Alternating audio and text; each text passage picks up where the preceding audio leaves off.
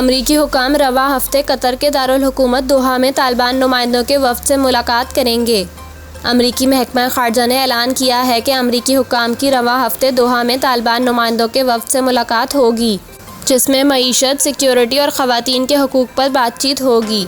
मुलाकात में अफ़गानिस्तान के लिए इंसानी इमदाद, सलामती के मसाइल, अफ़गान मईशत के इस्तेहकाम और मंशियात की पैदावार और स्मगलिंग रोकने के मामलात पर भी गुफ्तगू की जाएगी।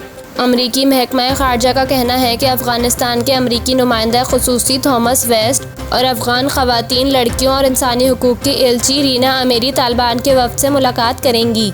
रिपोर्ट्स के मुताबिक थॉमस वेस्ट और रीना अमीरी 26 से 31 जुलाई तक काज़ाकिस्तान और कतर का दौरा कर रहे हैं।